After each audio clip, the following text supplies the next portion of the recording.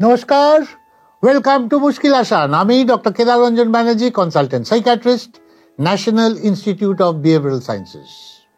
আজ রোববার চলে এলাম আপনাদের সামনে আমার গল্পের ঝুলি নিয়ে। আমি আপনাদের গ্যারেন্টি দিতে পারি, এমন লোক আপনারা জীবনে নিশ্চয়ই দেখেছেন যে শুরু করে আমার দ্বারা কিছু হবে না। আপনাকে সে বোঝাবে আমি অনেক চেষ্টা করছি, কিন্তু জানো তো আমার কোনোটাই ক্লিক করছে না। আমি হয়তো যুদ্ধে হেরে গেছি, আমি আর পারছি না। কত জায়গায় ঘুরবো, সব জায়গায় তো আমাকে তাড়িয়ে দিচ্ছে, আমাকে ছোট করছে, আমাকে নিয়ে মজা করছে, আমি আর পারছি না।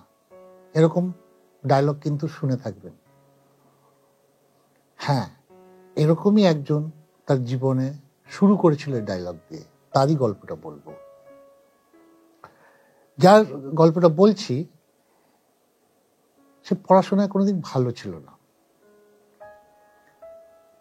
ক্লাস 5-এ ফেল করলো, অনেক কষ্টে 6-এ উঠলো, 6-এ আবার ফেল করলো। প্রতিটি ক্লাসেও 2 বছর 3 বছর করে কাটাতে লাগলো।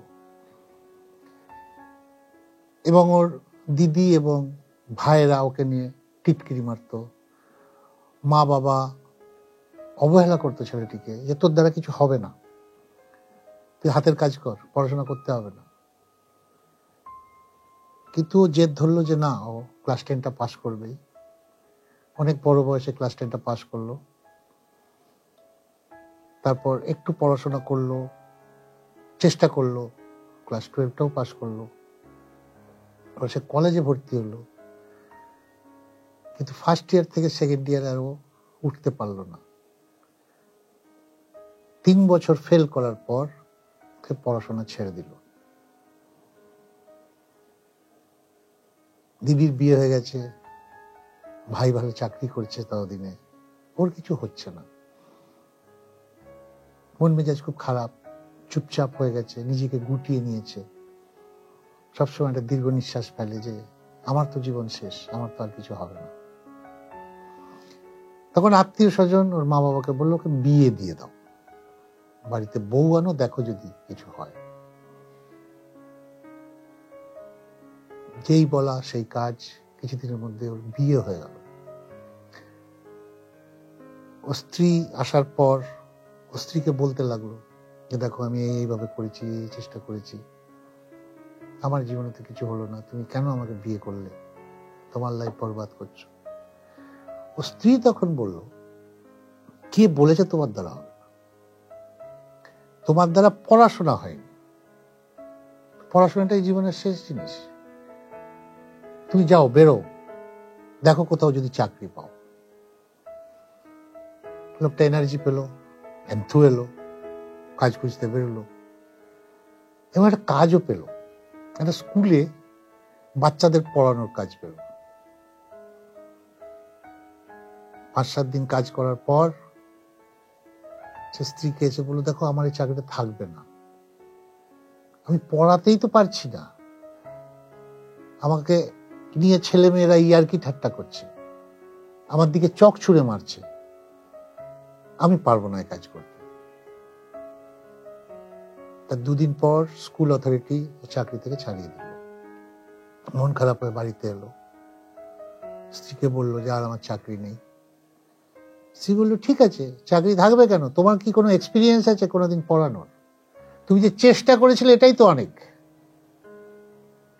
তোমার তো পড়াশোনা করানোর কোনো এক্সপিরিয়েন্সই নেই, বাচ্চাদের হ্যান্ডেল করার এক্সপিরিয়েন্স নেই, তাও তুমি রিস্ক নিয়ে চাকরিটা করেছো, যে কদিনই হোক। এটা তোমার একটা এক্সপিরিয়েন্স হলো। ঘাবড়ে যাওয়ার মতো তো কিছু নয়, এতো এমন কিছু মারাত্মক ব্যাপার না। আমরা তো জলে পড়ে নি, দুবেলা তো খেতে পাচ্ছি। তুমি কাল থেকে আবার চাকরির খোঁজে বেরো।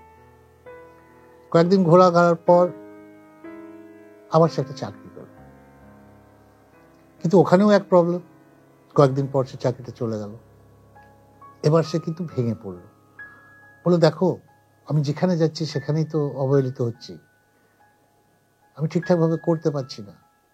তখন স্ত্রী ওকে বোঝালো যে তুমি যে অফিসে চাকরি পেয়েছিলে সেই অফিসের স্টাফেরা তো বছরের পর বছর ওই অফিসে চাকরি করছে, ওদের এক্সপিরিয়েন্স অনেক বেশি, তোমার তো এক্সপিরিয়েন্স নেই, তুমি তো এতদিন স্কুলে পড়েছ, তোমার তো অফিসে কাজ করার এক্সপিরিয়েন্স নেই। তুমি চেষ্টা করো, আমি তো আছি, আমি এদিক সামলাবো। আবার এনার্জি পেল, আবার বেরিয়ে পড়লো। একদিন গাছতলায় বসে ভাবতে শুরু করলো যে আমার মধ্যে পজিটিভ পয়েন্ট কি কিছু নেই? আমি কি কারোর সঙ্গে মিলেমিশে থাকতে পারবো না? তার মাথায় একটা বুদ্ধি এলো, যারা কানে শুনতে পায় না, মুখে বলতে পারে না, তাদের সঙ্গে কাজ করলে কেমন হয়। ঠিক তাই ও একটা ডেফ অ্যান্ড ডাম স্কুলে গিয়ে কথা বলল এবং সেখানে একটা চাকরি জোগাড় হলো, কম মাইনে। বলে হোক, দেখি না আমি পারি কিনা। এদের সঙ্গে মিশতে লাগলো এবং ও দেখলো যে ওদের সঙ্গে খুব ভালোভাবে মিশতে পারছে, কোনো রকম অসুবিধা হচ্ছে না, তাদের সঙ্গে বন্ধুর মতো মিশতে পারছে। এবং সেখানে তো পড়াশোনার ব্যাপারটা সেভাবে ও করছিল না, ওদের সঙ্গে মিলেমিশে থাকছিল, পুরো ব্যাপারটা দেখছিল। ধীরে ধীরে এই ব্যাপারটা ইন্টারেস্ট গ্রো করলো এবং ইন্টারেস্টটা এতটাই গ্রো করলো যে কয়েক বছর পর ও নিজে একটা স্কুল খুললো, ডেফ অ্যান্ড ডামদের। তার কয়েক বছর পর তার 3টে শাখা খুললো 3টে শহরে। তার কিছুদিন পর একটা চেইন অফ স্কুল খুললো ফর ডেফ অ্যান্ড ডাম। হ্যাঁ, এই লোকটাই, যে লোকটাকে স্কুল থেকে তাড়িয়েছিল, যে লোকটাকে কাজের জায়গা থেকে তাড়িয়েছিল, সেই লোকটা কিন্তু এখন বিশাল পয়সার মালিক এবং একটা চেইন অফ স্কুল মালিক সে। এই গল্পটা একটাই কারণে আমি বললাম, যেটা সম্ভব যদি আমরা লেগে থাকতে পারি, যদি আমরা কামড়ে ধরে থাকতে পারি, হবে না কেন? আমাদের ইংরেজিতে একটা কথা আছে, every cloud has a silver lining. এই যে উঁচু পথটা দিয়ে আমরা যাচ্ছি, পাহাড়ে উঠছি, মনে হয় আর পারবো না, পথ তো শেষ হয় না। যেই বেক নিলাম দেখলাম এবার একটা ডাউন, তখন কি আনন্দ লাগে। হ্যাঁ, আমাদের জীবনটাই এরকম, আমাদের লড়তে হবে এবং আমরা পারবো।